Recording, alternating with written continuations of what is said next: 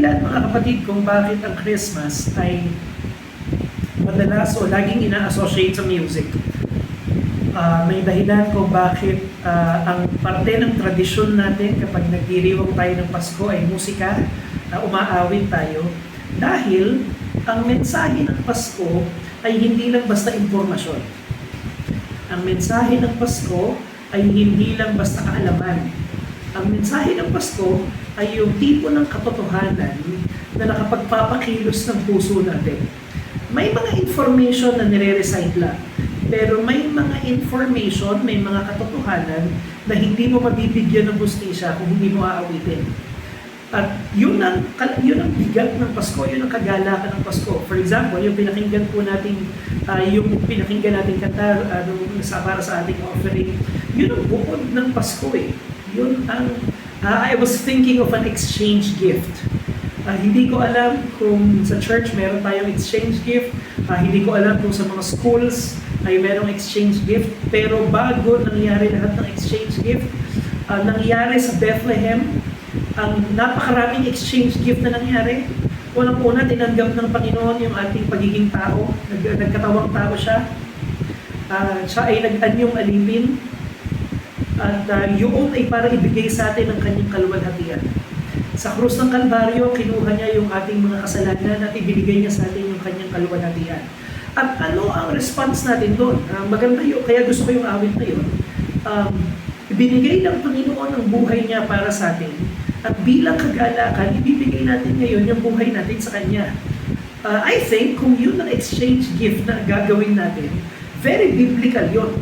Panginoon, dahil namatay ka para sa amin, hayaan mong mabuhay kami para sa iyo. Dahil namatay ka sa krus ng Kalbaryo, hayaan mo na araw-araw mamatay kami sa sarili namin upang mabuhay kami alang-alang sa iyo. At alam nyo, yan ay yung kagandahan ng mensahe na yan. That's reason for celebration.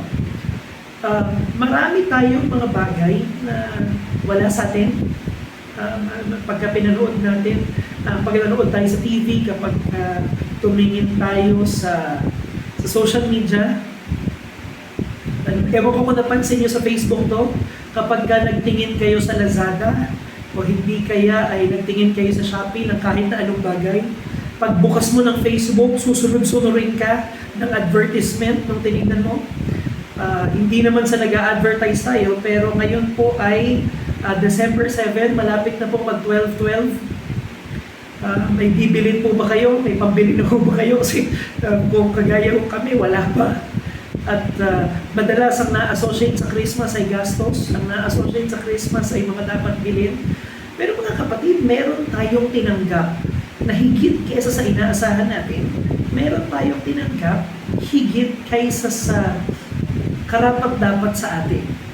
At yun ay sapat na dahilan para tayo ay magalak. Kanina, sabi ni Daddy, si Sam daw, si Momay, tsaka si Larian ay kakanta sa 21. Gusto ko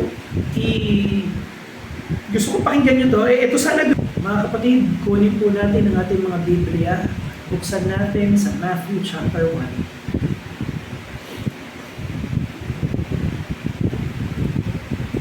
Kaya niya mag-share screen po ako para po lahat tayo ay magkaroon na pagkakataon na makapagbasa ng salita ng Diyos. Tumayo po ang lahat bilang paggalang sa salita ng Panginoon. Matthew chapter 1. Pagaman pag-aaralan po natin ang buong chapter, ay basahin lang po muna natin yung Matthew chapter 1, verses 20 to 21. Matthew chapter 1, verses 20 to 21.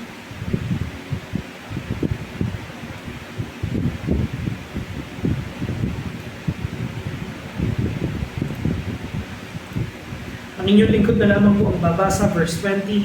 But as he considered these things, behold, an angel of the Lord appeared to him in a dream, saying, Joseph, son of David, do not fear to take Mary as your wife, for that which is conceived in her is from the Holy Spirit. She will bear a son, and you shall call his name Jesus, for he will save his people from their sins. She will bear a son, and you will call his name Jesus, for he will save his people from their sins. Salamat sa pagkabasa ng salita ng Panginoon. Tayo manalangin, aming Ama na makapangyarihan sa lahat. Itinatalaga namin sa iyo, Panginoon, ang oras na ito. Kapag-aral kami ng iyong salita, hindi lang para madagdagan ang aming kaalaman, kung hindi para lumalim at tumaas ang aming pagsamba sa iyo. Panginoon, puspusin mo kami, Panginoon, ng pagkamangha sa kabutihan mo, sa pagkamangha sa kabanalan mo, Panginoon. At itunghay mo ang aming paningin sa Bethlehem, kung saan isinugo mo ang aming tagapagligtas. Panginoon, ipakita mo sa amin ang karumihan ng kasalanan. Ipakita mo sa amin ang tindi ng aming pangangailangan upang magkaroon kami ng bagong pagkamangha sa dakilang pag-ibig mo. Panginoon, magsimula ka sa nangangaral. Ibinabalik namin sa iyo lahat ng papuri at pasasalamat sa pangalan ni Jesus. Amen. Makakaupo na po tayo lahat. Ito ang eksena, mga kapatid. Imagine niyo yung inyong mga anak, si Momay, si Sam, si Larian, nung sila'y bata pa. Nung sila ay 2 years old pa lang, hindi mo sila nakakalakad ng maayos. Nung si Momay ay bubulol-bulol pa, nung inaalagaan siya ni Jarden. Yung nakaraan may nakita ko post sa Facebook many years ago. Si Momay ay tinuturuan ni Jarden na sumulat. Tapos nung nagsusulat sila, parang sinabi ni Momay, masakit na ulo ko. Tapos ang sabi ni Jarden, dahil masakit ang ulo mo, hindi ka magla-laptop, hindi ka magta-tablet. Tapos sumagot si Momay na pagkasulat, masakit ang ulo, pero kapag kanood ng tablet, hindi na masakit ang ulo. Cute lang yun kapag ka bata ang nagsabi. Kapag ka 2-year-old ang nagsabi noon, cute lang, cute yun. Pero kapag matanda na nagsabi noon, masarap nang bambuhin yung bata. So ito ang eksena, Christmas morning. Kasama natin yung mga bata. At syempre, yung mga bata ay nagmano sa mga ninong at ninang nila. At yung bata, wala naman siyang kamalay-malay dun sa ganung tradisyon. After all, ano ba naman ang malay ng sanggol? Tapos, yung bata ay inabutan ni ninong tsaka ni ninang ng 1,000. Okay? Nag-bless, tapos inabot ni ninong o di kaya ni ninang yung 1,000. Tapos yung bata, nakita nyo, dahil hindi naman niya, wala naman siya kamalay-malay doon sa inabot sa kanya, hahawakin yung papel. Minsan kung medyo bata-bata pa siya, kakagatin o di kaya lalaro-laruin. Oblivious siya doon sa value ng regalo na binigay sa kanya. Syempre, dahil lang nakakaalam nung halaga nung binigay sa kanya ay yung nanay, ang sasabihin ng nanay, akin na, itatago na natin. At simula nung araw na yon hanggang ngayon, mga bata, hindi nyo na nakita yung 1,000 na yon. Hindi nyo alam na naregaluhan kayo, hindi nyo alam na meron nun. For all we know, ewan ko Sam, baka hanggang ngayon, tinatabi pa rin ni Ate Lenlen yung regalo na yun sa'yo nung 1-year-old ka. Ang sabi niya kasi sa'yo nun, hindi, itatabi natin, ako magtatabi nun para sa'yo. Hindi ko alam kung ilang Pasko na ang lumipas at ilan na ang naitabi ng mga magulang nyo para sa inyo. Anyway, yung sanggol na walang muwang dun sa halaga nung binigay sa kanya. In fact, hindi ko alam kung ginawa nyo na to. Nasubukan nyo na ba na yung bata, binigyan siya ng 1,000, tapos dadating yung pinsan niya o dadating yung kapatid niya, merong hawak na 25 pesos na barya. Tapos ang sasabihin nung kuya o sasabihin nung ate, palit tayo kasi mas marami to. Diba? Akin na yung papel na iisa lang yan, ito 5 to. Ako ibibigay ko sa iyo itong 25 pesos, ilan ang mabibili mo dito? Yung 1,000, isa lang yan. Tapos yung bata ibibigay niya. Again, kasi wala naman nga siyang kamangwang dun sa halaga ng kaloob na binigay sa kanya. Hindi niya alam na paglaki niya, pagpapaguran niya, at ikakapuyat niya, at aalalahanin niyang matinding-matindi, makuha niya lang ulit yung 1,000 na yon. Hindi niya alam na paglaki niya, yun ay papangarapin niyang tanggapin kasi habang lumalaki ka, pakonti ng pakonti yung tatanggapin mong pera pagka Pasko, hanggang darating yung punto na ikaw na magbibigay. Alam niyo mga kapatid, palagi habang pinagbubulay-bulayan ko, ganun ang attitude ng mga tao sa incarnation. Dun sa kwento, tayo yung bata na walang kamuwang-wang dun sa halaga na tinanggap natin. Hindi tayo aware sa lalim at sa ganda at sa kaluwalhatian nung kaloob na binigay sa atin. In fact, kaya natin alam na hindi natin alam yung value nun, ay dahil willing tayong ipagpalit yung kaloob na yun at yung kagandahan ng kaloob na yun sa maraming bagay ngayong Pasko. Aamin ako, hindi ho ako exempted doon. Nung Friday, particularly stressful sa school, gawaan ng grades, naghahabol yung sabi ng aking head, ang sabi sa amin ng aming head, alas 5, isasara niya yung mga forms na kinakailangan namin sagutan, kailangan namin tapusin. So stress kami lahat, nagkukwentuhan kami sa faculty, at ang sabi namin, mapapawi lahat ng pagod na to kung bago matapos tong araw na to, matanggap na natin yung ating mga 13th month. Awa ng Diyos, hindi pa dumadating. Awa ng Diyos, pagpasok ko doon sa opisina, wala pang, alam mo yun kapag lalabas na yung 13th month yung taga-finance, busy, tapos doon sa table niya, maraming envelope, tapos meron siyang hawak na papel na may mga listahan. So nung tanghali, pinatawag ako ng aking principal, tapos yung principal ko ay nandun sa finance. So ang ginawa ko, sumilip ko, nung pumasok ako, sinilip ko yung mga table, wala yung taga-finance, wala rin yung mga sahod. At wala yung mga sobre, walang listahan, malinis na malinis yung finance. Kaya nung bumalik ako sa faculty, kitang-kita ng mga kasama ko, laglag ang palikat ko, tapos ang sabi ko sa kanila, wala tayong tatanggapin ngayon. Hindi natin nauunawaan ang halaga ng regalong tinanggap natin ng Pasko kung willing tayo ipagpalit yung kagandahan ng Pasko para doon sa sobre na yun at yung laman ng pera. Hindi ko sinasabi na hindi mahalaga yun. Alam ko na may mga pangangailangan tayo, alam ko na may mga kaakibat na expenses ang Christmas, pero kung ang kaligayahan natin ay mafo-focus lang sa mga tatanggapin natin ngayong Pasko, isa lang ang pinapatunayan nun. Wala tayong kaalam-alam sa kung gaano kaganda yung ipinagkaloob sa atin noong unang araw ng Pasko. Binasa natin ang Matthew chapter 1, at ito isa sa mga pinaka-kumpleto na account ng Christmas. Ito ang isa sa mga pinaka-detailed, at the very least from a genealogical perspective, pinakamahalagang record na meron tayo. Pero alam nyo, kapag kaaraw ng Pasko, Matthew chapter 1, lalo na yung mga naunang verses, ang pinaka-overlooked na passage. Kanina, binabasa ko itong passage na to, at aamin ako sa inyo, mahirap siyang imensahe. Kasi kung makikita nyo, simula po verse 1 hanggang verse 16, ang Matthew chapter 1 ay punong-puno ng mga listahan ng pangalan. Parang directory. At maniwala kayo sa akin, mahirap basahin yun nang may interest ka. Hindi ba? Napakahirap niyang bakit kinakailangan nandun yung mga pangalan na yun. Marami doon sa pangalan na yun ay hindi naman natin kilala, hindi natin nalalaman kung sino sila. Pero bakit kung ang Pasko ang pinaka-exciting na okasyon at ang kapanganakan ng Panginoon ang pinakamalaking bagay na nangyari sa kasaysayan ng Biblia. Isa ito sa pinakamahalaga na point ng biblical history, ng salvation history. Bakit sinimulan ni Mateo sa listahan ng pangalan?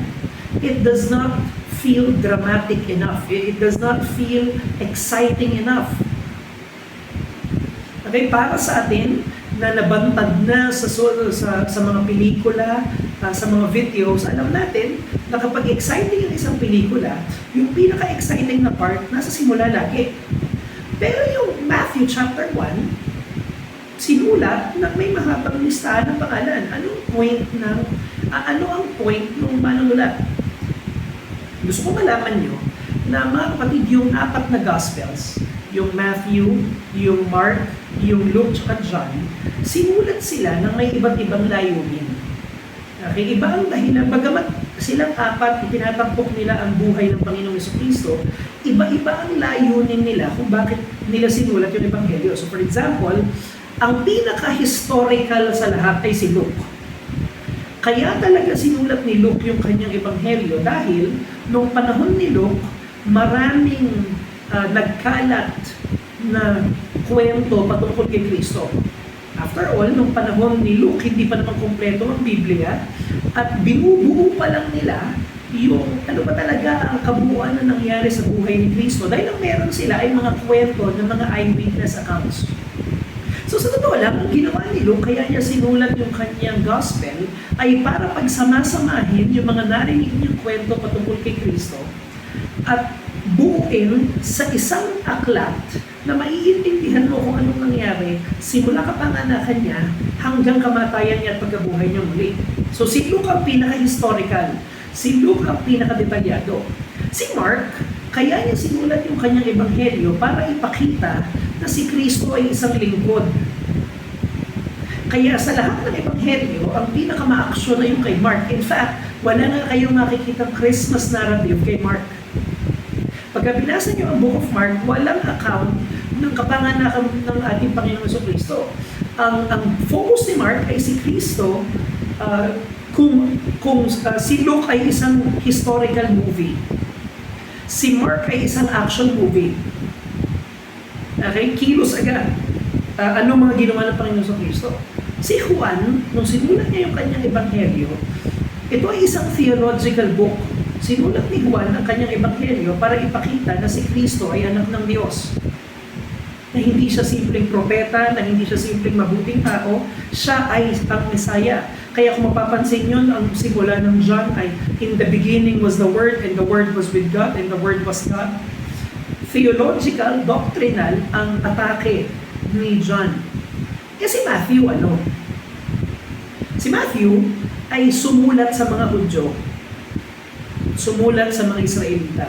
Si Matthew ay sumulat sa mga tao na may malawak na pagkaalam ng lumang tipan.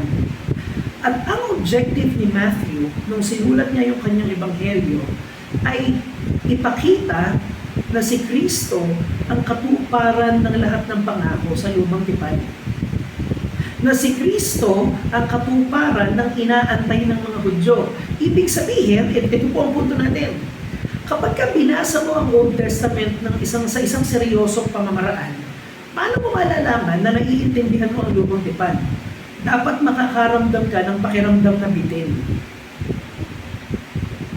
Nilikha ng Diyos ang daigdig, nilikha ng Diyos ang tao, at maganda ang plano ng Panginoon para sa mga taong ito, pero ang mga tao ay nagkasala.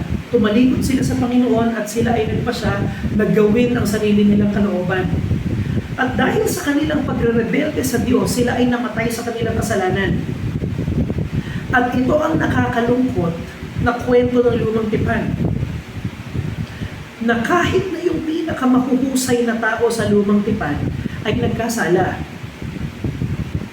Nagkasala si Abraham, nagkasala si Jacob, nagkasala si Moses, nagkasala si David, nagkasala si Solomon. Lahat ng pinakadakilang mga patriarch at mga hero ng Old Testament ay nagkasala. Ang bayang pinili ng Diyos, ang Israel, ay nagkasala. Pinakitaan sila ng Diyos ng kabutihan, pero sila ay nagkasala. Iniligtas sila ng Panginoon sa maraming kapahamakan, sila ay nagkakasala pa rin. Dinala sila sa lupang pangako, sila ay nagkasala. Pinarusahan sila ay nagkasala. Binigyan sila ng pagpapala, sila ay nagkasala. At kapag binasa natin ang lumang tipan, ang makikita natin ay yung tanong na to: sino ang magliligtas sa tao sa sarili niya? Mag-agree tayo sa Old Testament, mga kapatid. Ikaw ang pinakamalaki mong problema. Ang dahilan ng lahat ng pinagsisisihan natin sa buhay at ang lahat ng mga kabiguan natin, ang dahilan ng lahat ng ating mga pagbagsak ay hindi yung sirkumstansyang nakapaligid sa atin.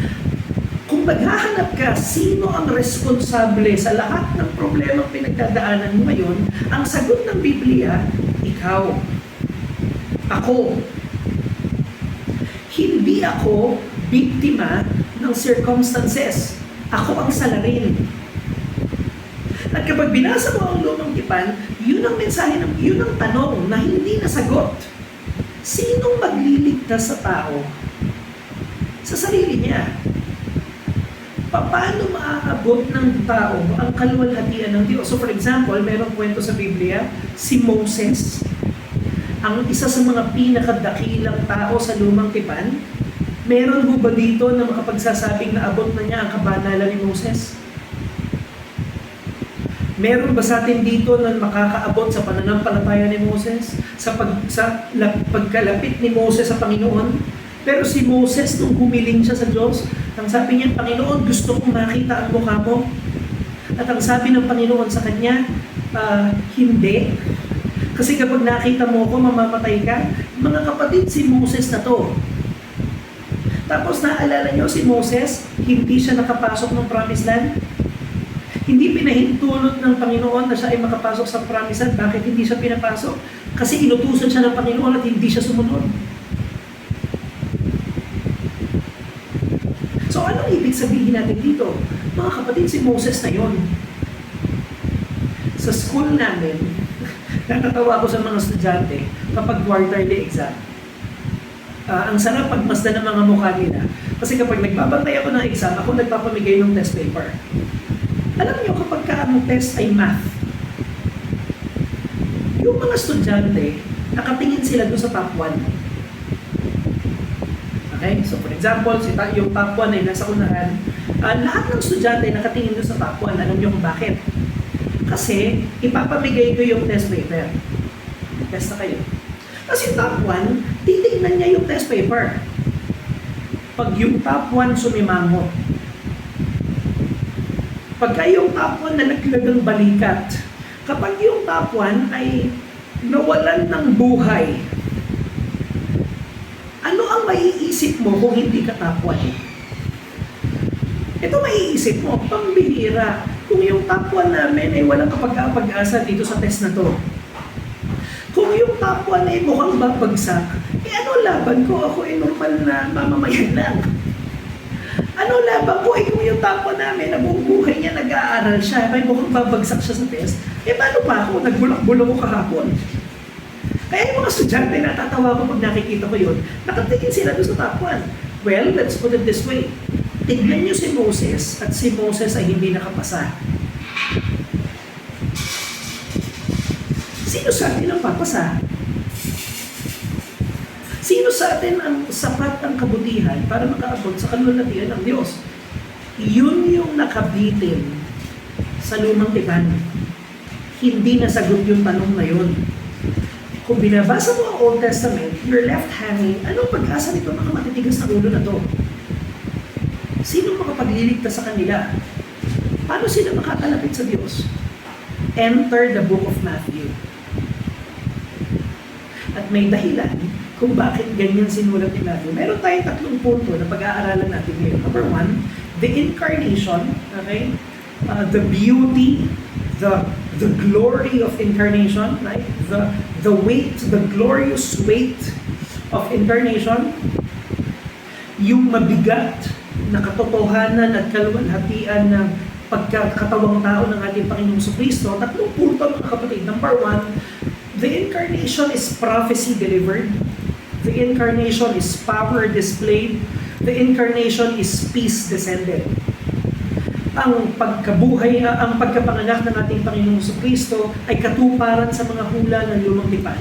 Ang kapanganakan ng Panginoong Jesucristo ay kapangyarihan ng Diyos na ipinakikita sa atin. At ang kapanganakan ng Panginoong Jesucristo ay kapayapaan na bumaba sa langit para sa atin. Unang-una sa lahat, the incarnation is prophecy delivered. Mga kapatid, nung nagkasala si Eva at si Adan, hindi nagpanik ang langit. Mga kapatid, nung si Eva at si Adan ay nagkasala, hindi nanonood yung mga anghel sa langit, tapos nung kinagat nila yung prutas, bigla silang nagpanik. Pambihira, nagkasala sila, ano nang gagawin natin? Tapos nagpatawag ng meeting ang Diyos, hindi nasunod yung plano natin, anong gagawin natin ngayon?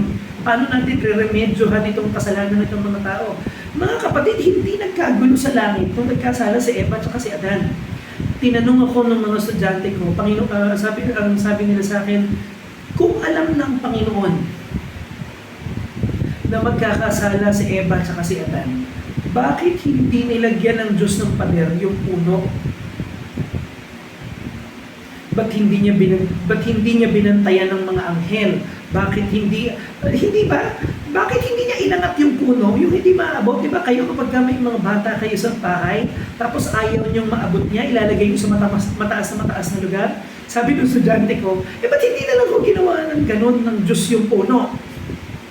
Alam naman nung pala niyang magkakasala. Bakit pinahintulot niya yung pagkakasala ng tao? Ano ang sagot natin? Dahil sa krus.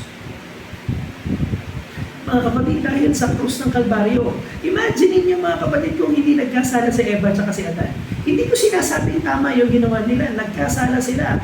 Pero imagine niyo for a second, kung hindi nagkasala si Eva at si Adan, nasa langit tayong lahat.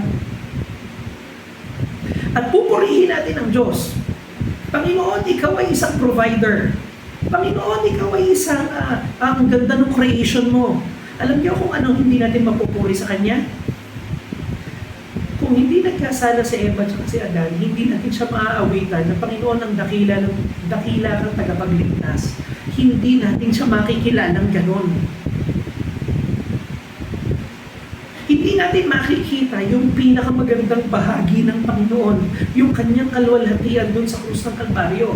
Mga kapatid, ang kapanganakan ng Panginoong Jesucristo ay ipinlano mula sa walang hanggan.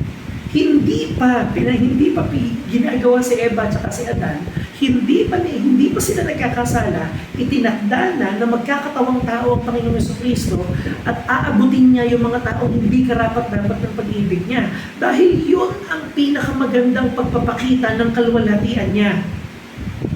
Kung gusto mong makita ang buong kagandahan ng Diyos, kung gusto mong makita yung kanyang kabigatan, kung gusto mong makita yung kanyang kalwalhatian, tignan mo siya nung inaabot niya yung mga makasalanan. At as a side comment, church, gusto ba natin makita kung saan tayo pinakamaluwalhati? Gusto ba natin malaman kung ano ang pinakamaluwalhating gagawin ng isang iglesia? Kitang-kita ang kagandahan ng Panginoon at kitang-kita ang kagandahan ng iglesia kapag umaabot tayo ng mga tao. Dahil doon pinakapinakikita ang kagandahan ng Panginoong Jesucristo. Tingnan natin sa buhay natin. Oo, nagpapasalamat tayo, pinakain tayo ng Diyos kaninang umaga. Nagpapasalamat tayo, pinagaling si Daddy sa karamdaman niya. Nagpapasalamat tayo at si Sam ay pinanalo doon sa contest na yon. Nagpapasalamat tayo na si Ate Lendel ay pinagagaling ng Panginoon sa kanyang mga karamdaman. Pero saan ba natin nakita ang kabutihan ng Diyos? Kung hindi nung inabot tayo ng Diyos sa lusak ng kasalanan. Hindi ba yun ang pinakamagandang display ng kalwalhatian ng Diyos? So number one, the incarnation is prophecy delivered. This is something that's according to plan. But not only that, tignan niyo yung mga tao. Tignan niyo mga kapatid, yung mga tao na nandun sa listahan. Ang sinabi ng Panginoon kay Eva at kay Adan nung sila ay nagkasala. Magpapadala ako ng isang suko at yung kakagating niya, dudurugin niya yung ulo ng ahas pero kakagating siya sa sakong. And ever since ang buong Old Testament ay nag-aantay na ng katuparan doon sa pangako na yon, yung seed ng woman, yung tagapagligtas ng daigdig. At nakita niyo yung roll call? Si Abraham sinungaling. Si Isaac ay isang terrible na father. Si Jacob mandaraya. Meron kayong makikita dyan sa listahan na yan. Makikita niyo si Rahab, isang prostitute. Makikita niyo dyan si David. Si David, pinapatay niya si Uriah, nakiapit siya kay Bathsheba. Si Solomon, babaero. Nakita niyo, anong ginagawa nitong mga taong ito sa lineage ni Jesus? Bakit sila ang ninuno ng tagapagligtas? Karapat-dapat ba sila na ang tagapagligtas ay dumaan sa mga tao na nangangailangan ng kaligtasan? Hindi natin nauunawaan mga kapatid kung gaano kababa ang binaba ng Panginoon nung nagkatawang tao siya. Kasi lahat ng ninuno niya ay hindi karapat-dapat na maging ninuno niya.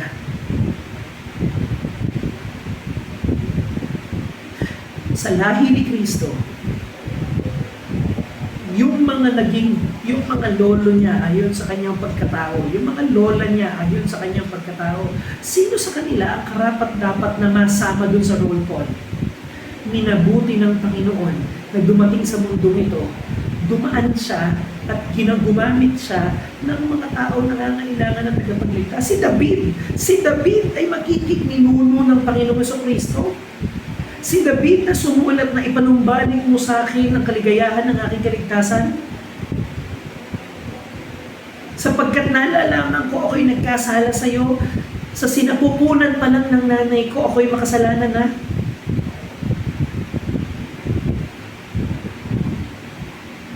Mga kapatid, nakakabangha na sa ganitong paraan tinupad ng Panginoon yung kanyang pangako.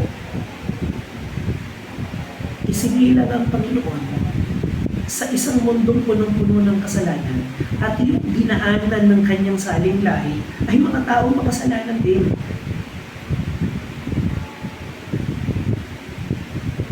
Sabi ni Doug Wilson, kayang gumuhit ng Panginoon ng tuwid na linya gamit mga baluktot na linya. He can draw straight with curved lines. Ano ibig sabihin? Nakita niyo kung ano yung pagka lahat ng kwento sa Old Testament ay tinignan mo ayon sa kapanganakan ng Panginoon Kristo, mamamangha ka. Bakit natalo ni David si Goliath? Kasi kung nanalo si Goliath, mauubos yung mga Israelita, mamamatay si David at hindi tayo magkakaroon ng tagapagligtas. Bakit ibinenta si Joseph ng mga kapatid niya? Kasi magkakaroon mga kapatid ng taggutom. At kung hindi binenta si Joseph sa Ehipto, hindi makakapaghanda ang Ehipto, at lahat sila'y mamamatay sa gutom at mabubura sa mapa ang Israel, at hindi tayo magkakaroon ng tagapagligtas. Bakit pinahintulot ng Panginoon na maligtas si Noah? Bakit tinawag ng Panginoon si Abraham? Bakit ibinigay si Isaac? Lahat ng kwento na yun, mga kapatid, ay hindi lang mga inspirational story. Lahat ng kwento na yun ay nailagay doon, nakaturo lahat yun sa sabsaban. Dahil sa pamamagitan ng buhay ng mga makasalanang tao na yun, ipapanganak ang Mesaya. Magkakatawang tao ang Diyos, sasamahan ng Diyos ang kanyang nilikha. Tapos, ibabalato natin sa mundo ang Pasko. Tapos, mag-agree tayo sa imitation Christmas ng mundo. Hindi nila naiintindihan bakit maganda ang Pasko.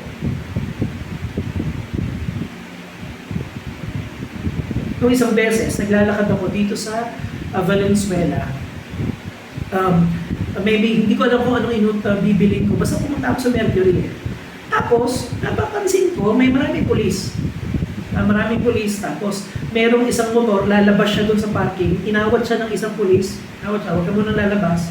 Nakasigaw tumabiho muna kayo. Sabi ko, gumilit ako ng konti. Hindi ko alam, baka may emergency or what. Ayun pala, nung birthday ni Bongbong, pupunta siya sa isang ospital. Pupunta siya dito sa ospital malapit sa amin. And I think protocol naman yon na kapag nagbabiyahe ang presidente, mag-create yung lahat ng dadaanan ng presidente, ilalagyan ng security, kinakailangan nakadistansya ka. Tapos yung sasakyan, malayong-malayo sa mga tao, tapos mabilis. Of course, maiintindihan mo, para nga naman sa safety ng presidente. Mga kapatid, mapapahamak tayong lahat kung ganun bumaba ang Panginoong Jesucristo. Ay hindi mo pwedeng lapitan. Ay lumayo ka. Ay tumabi ka. Pero hindi ganun pinanganak ang ating Panginoong Jesucristo. Sa sabsaban, kasama ng mga tao. Ito mga kapatid, yung katuparan sa hula ni Isaiah. Lahat ng anticipation, lahat ng pag-aantay, at lahat ng bitin at longing na nararamdaman sa Old Testament, sa sabsaban mga kapatid, natupad na nung isinilang ng Panginoon Jesucristo. Kaya tama yung sinabi ng kanta, joy to the world. At kung hindi ka nagagalak, hindi mo naiintindihan kung ano yung binigay sa'yo. Number one, this is power displayed. Kanina, nagkukwento si Daddy. At sa totoo lang, ang ganda ng dilemma ni Daddy. Kasi, para sa kaalaman ng lahat, gusto nating mangaroling. Pero ito yung caroling na tayo yung magbibigay. Maganda siya. Ay ilang taon nang inaalagaan ni Daddy yung pangarap na yon. Pero alam niyo, may dilemma kasi. Hindi ka naman pwedeng mangaroling nang hindi ka nagsasabi. Una, baka mamaya, yung taong kakarolingan mo baka wala dun sa bahay. Pangalawa, kung nandun man siya, sa totoo lang, makakaabala ka. Imaginein mo kapag ka mayroong isang buong church na pupunta sa bahay mo nang walang pasabi, nakaka-stress yun. So, dapat tayo magsabi.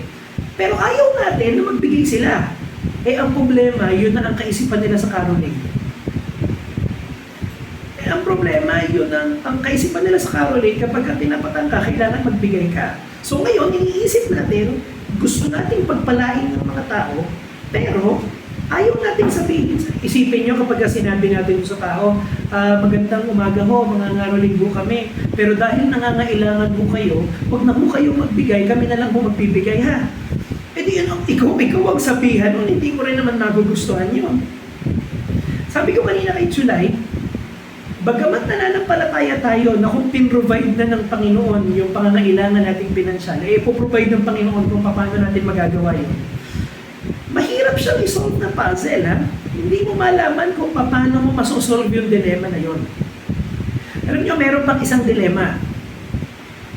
Yung mga tao, kailangan ng kaligtasan. Yung mga tao, kailangan nila ang Diyos. Pero, banal ng Diyos.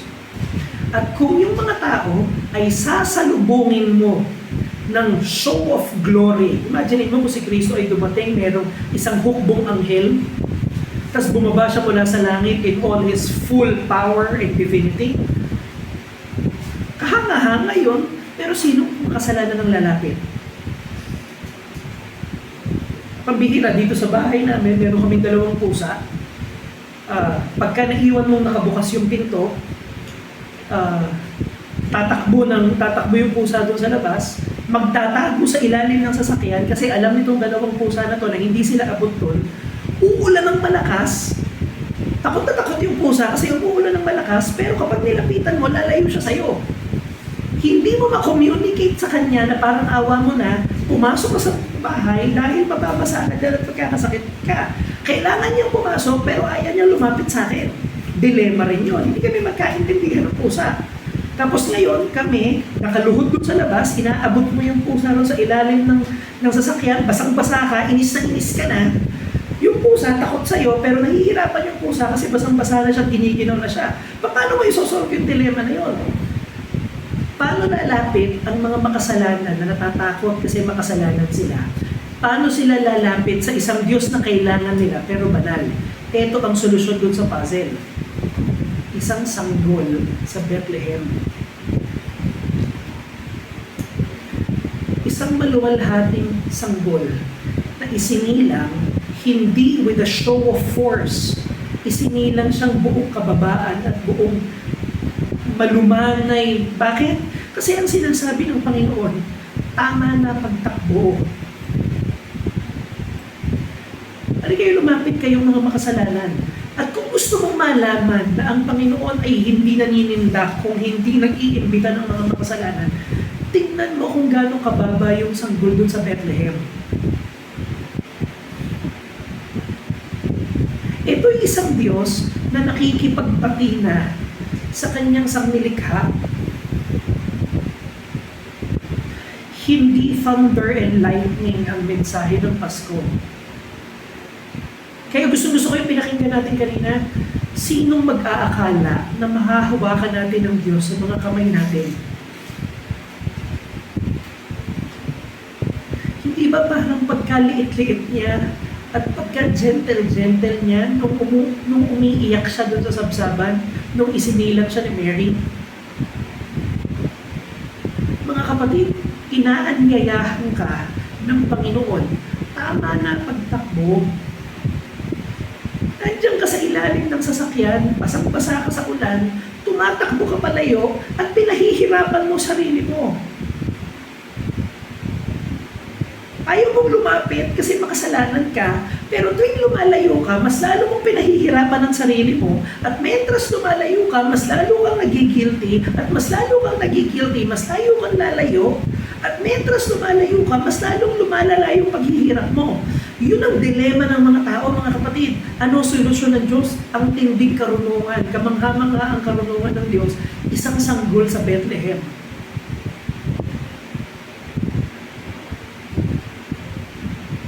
Hindi, mga kapatid, ito yung Diyos na hindi malapitan ng mga Israelita sa Mount Sinai. Nung binigay yung Ten Commandments, yung Mount Sinai ay punong-puno ng kidlat at kulog at kadiliman. At ang sabi ng Panginoon kay Moses, walang lalapit doon sa bundok. Makasalanan kayo kapag lumapit kayo dyan sa bundok na yan, mamamatay kayo. Ito yung Diyos na sinabi kay Moses, huwag kang titingin sa mukha ko, mamamatay ka. Ito yung Diyos na nakita ni Isaiah, at ang sabi ni Isaiah, sa ama ko. Isinilang sa Bethlehem, para paanyayahan lumapit ang mga makasalanan. Salamat sa Panginoon, ginawa niya yun. Kung hindi dahil doon, hindi tayo makakalapit. Mga kapatid, ito ang kapangyarihan ng Diyos. Ito ang kailangan ng mundo.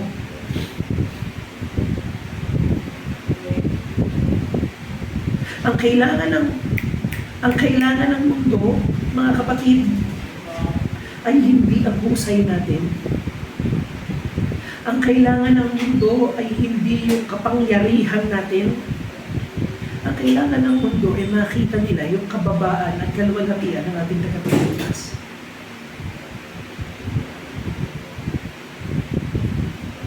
And finally, this is peace descended. Nakita nyo yung tamis, nagdalang tao si Maria at engaged sila ni Joseph. So obviously, nagdalang tao si Maria bago sila ikasal. Kung ikaw si Joseph, ano iisipin mo? Magbihira itong, unang-una hindi sa akin yun. Pangalawa, nagkaroon siya ng baby bago pa kami ikasal. Merong karapatan si Joseph, merong dignidad si Joseph para putulin yung engagement.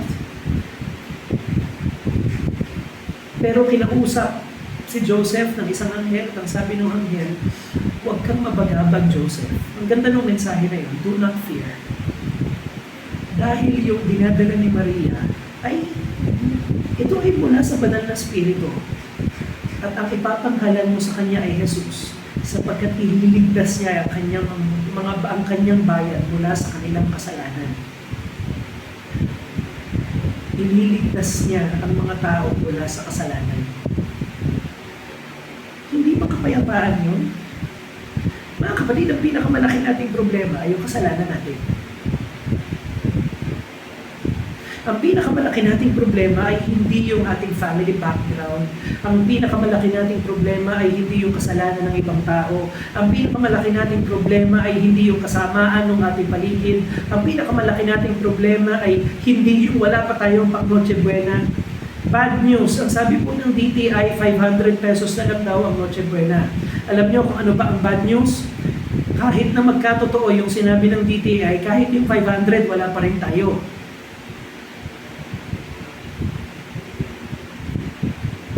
Mga kapatid, kapag hindi yun ang pinakamalaki nating problema. Ang pinakamalaki nating problema ay yung kasalanan natin. Ang pinakamalaki nating problema ay yung pagpupumilit natin na kaya natin na wala ang Diyos. At ano ang misyon ni Kristo? Iligtas tayo doon sa pinakamalaki nating problema. Hindi ba nakakapayapa yun? Alam niyo mga kapatid, ang panalangin ko sa inyo, ang panalangin ko para sa ating lahat. Ngayong Pasko, nawa ibigay ng Diyos ang nasa ng puso natin. Ilang Pasko na ang naranasan natin. Kahit na yung kinukwento namin lagi nila mami, yung panaalala ko noon, nandun kami sa may Bonifacio, yung may tulay na bakal. Naalala ko yung Christmas vacation na yun, third year high school ako noon. Walang-wala kaming pera. Nagluto ang mami ng, alam ko pananghalian namin ng tuyo eh.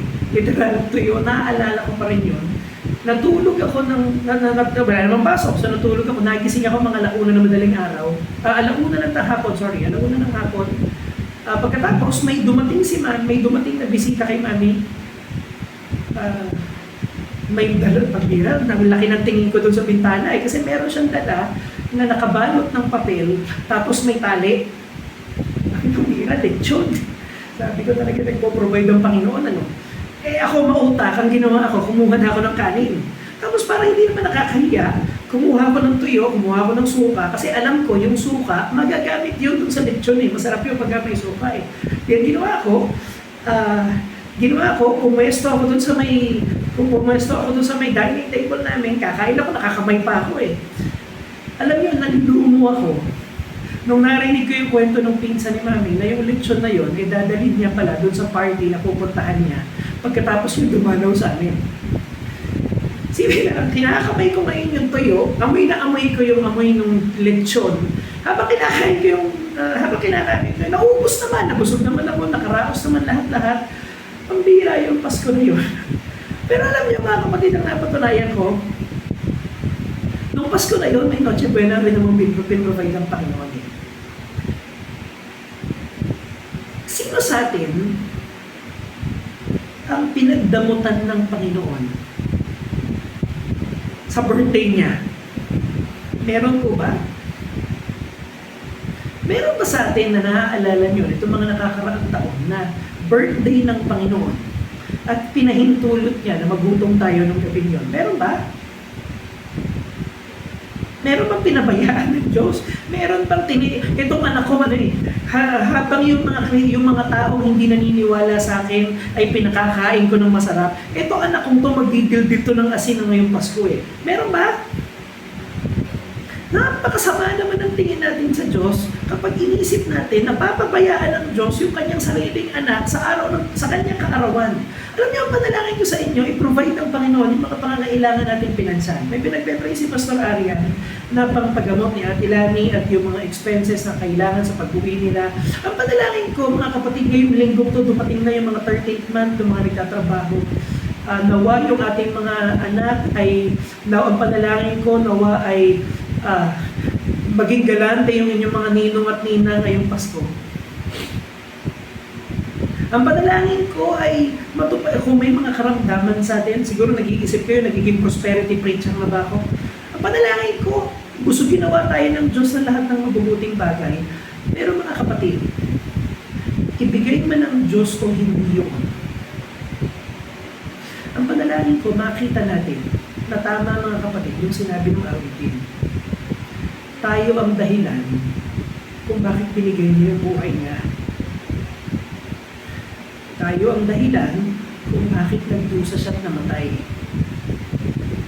Sa isang mundong naliligaw, ibinigay niya lahat ng maaari niyang ibigay upang bigyan tayo ng kadahilanan para mabuhay.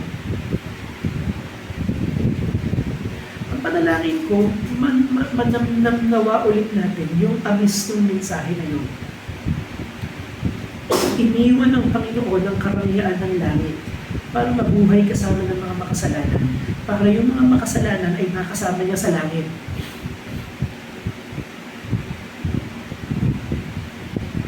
Alam niyo, ang isa sa mga pinakapaborito kong ilustrasyon, at ito na po ang huling punto natin bago tayo matapos ang mensahe. Alam niyo, ang pinakagusto kong pagbabasa ng lumang tipan, pamamaraan ng pagbabasa ng lumang tipan, ay tignan mo yung mga tao doon at isipin mo kung paano nakakahigit si Kristo sa kanila. So for example, si Kristo ay higit kay David kasi ang pinatay ni David ay si Goliath, ang pinatay ni Kristo ay yung ating mga kasalanan. Si Kristo ay higit kaysa kay Noah kasi si Noah gumawa siya ng isang arko para iligtas yung mga tao. Pero si Kristo, sa kamatayan niya, iniligtas niya tayo sa paghatol ng Ama. Technically, nakasakay tayo kay Kristo kaya hindi tayo napahamak. Si Kristo ay higit kay Moses kasi si Moses sinulat niya ang kautusan ng Diyos sa tablet, pero si Kristo sinulat niya ang kautusan ng Diyos sa mga puso natin. Pero alam niyo, ang pinakapaborito kong ilustrasyon doon ay si Abel. Si Kristo ay higit kaysa kay Abel. Alam niyo kung bakit? Kasi si Abel, nung pinatay siya ni Cain, ang sabi sa atin ng Bible, yung dugo ni Abel ay humihingi ng hatol. Naalala niyo sinabi ng Diyos kay Cain? Yung kapatid mo hanggang ngayon nagsasalita pa, patay na siya. At ang winiwi ka ng kapatid mo ay hatulan ka. Alam niyo bakit higit si Kristo kaysa kay Abel? Kasi nung nabuhos ang dugo ng Panginoong Jesucristo, ang sinisigaw ng dugo niya ay hindi yung kahatulan natin, kung hindi yung kapatawaran natin. Nung nabuhos yung dugo ni Abel, ang sinisigaw ng dugo ni Abel, hatulan mo si Cain, hatulan mo si Cain, hatulan mo si Cain. Pero nung nabuhos ang dugo ng Panginoong Jesucristo, ano sinisigaw ng dugo niya? Ama, patawarin mo sila. Ama, patawarin mo sila. Hindi nila naiintindihan yung ginagawa nila. So while Abel cried for Cain's condemnation, Jesus cried for my forgiveness. Sa pagtatapos ng mensahe ko nito, inahamon ko kayo. Ano pa kulang sa Pasko natin? Ano pa kulang sa okasyon? Pag nakita natin yung kagandahan ng binigay ng Panginoon sa atin. Kaya Merry Christmas po sa ating lahat at mapuspos nawa ng kagalakan ang pag-alaala natin sa dakilang kaloob ng ating Panginoon. Tumayo tayo na. Mga kapatid, sa ating pagbukas sa panalangin, hinihiling ko ang ating pastor. Siguro lalapit si Daddy sa ating upang bukasan tayo sa tanan.